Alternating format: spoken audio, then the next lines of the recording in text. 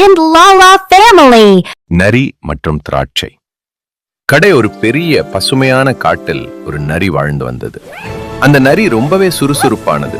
ஆனா சில நேரங்களில் பொறாமையும் அகந்தையும் அதிகமாக இருக்கும். ஒரு நாள் காலை நரிக்கு ரொம்ப பசி எடுத்தது. இன்று நல்ல சாப்பாடு கிடைக்கணும் என்று நினைத்து காடு முழுக்க உணவு தேடி நடக்க ஆரம்பித்தது. அப்படி நடந்து கொண்டிருக்கும் போது ஒரு அழகான தோட்டத்தை அது பார்த்தது. அந்த தோட்டத்தில் உயரமான கொடியில் பெரிய பெரிய பளபளக்கும் பழுத்த திராட்சைகள் தொங்கிக் கொண்டிருந்தன. அதை பார்த்ததும் நரியின் வாயில் தண்ணீர் ஊறியது. ஆஹா, இவை சாப்பிட்டா என் பசி முழுசா தீரும் என்று மகிழ்ச்சி அடைந்தது. நரி முதலில் மெதுவாக பின்வாங்கி இப்ப குதிச்சா கண்டிப்பா கிடைக்கும் என்று நினைத்து ஒரு பெரிய குதிப்பு போட்டது. ஆனால் திராட்சை கிடைக்கவில்லை. பரவாயில்ல, இன்னொரு முறை முயற்சி பண்ணலாம் என்று சொல்லி இன்னும் கொஞ்சம் பின்வாங்கி முழு சக்தியோடு குதித்தது. அப்போதும் திராட்சை கையை எட்டவில்லை. நரி இப்போது கொஞ்சம் கோபமாகிவிட்டது. இந்த தடவை கண்டிப்பா என்று சொல்லி 3வது முறை குதித்தது.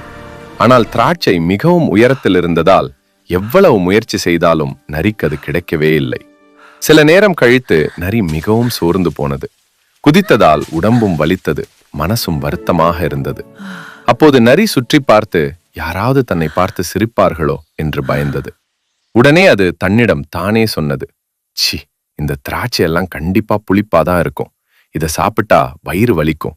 நமக்கு இதெல்லாம் வேண்டாம் என்று சொல்லிக்கொண்டு திராட்சை கிடைக்கவில்லை என்பதற்காக அதை குறை சொல்லி தோட்டத்தை விட்டே வெளியே நடந்து சென்றது.